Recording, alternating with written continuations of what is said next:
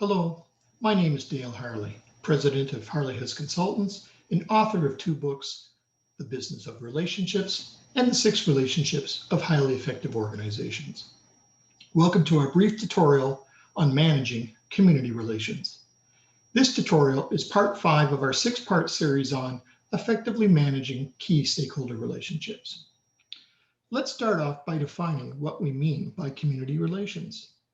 Community relations involves establishing a two-way rapport with the community to raise and maintain the organization's public profile and ensuring broad public input into the decision-making process in order to build buy-in and support for decisions made.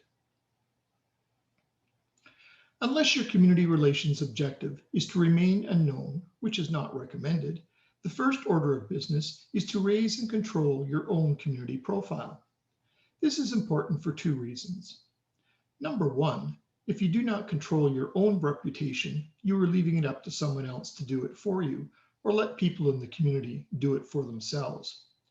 In both cases, you run the risk of someone misinterpreting your organization, or worse still, painting a negative picture of your organization. This will just make it more difficult for you to achieve your community relations objectives in the future. Secondly, increasing community's awareness of your organization helps you address point number 1, but also raises your profile in the community so that when you do have something to say, people will listen. Ideally, community relations should be ongoing. The longer the process lasts, the greater the opportunity to form constructive relationships with your community, and the more your ongoing efforts will be successful. The federal government places considerable importance on building relationships and engaging with citizens.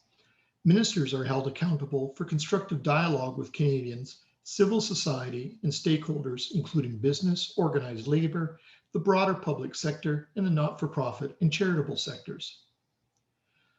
For public sector organizations, community groups are sometimes referred to as external stakeholders, but don't confuse them with clients.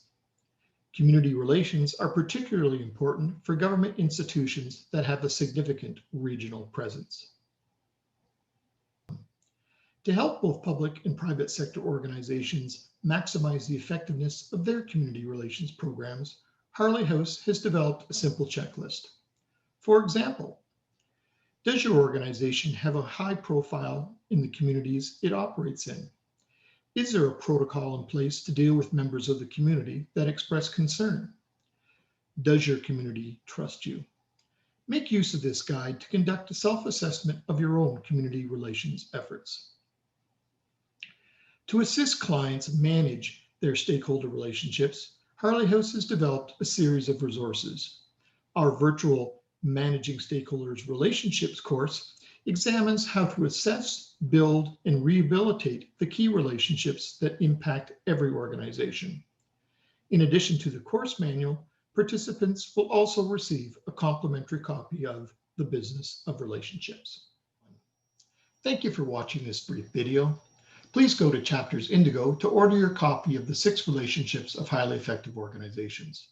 To learn more, to download a free PDF working draft of the 6 relationships, or to watch 6 brief tutorials on each of the key relationships, please go to harleyhouse.com. You can also contact me directly at 613-882-5684 or dale@harleyhouse.com. Thank you.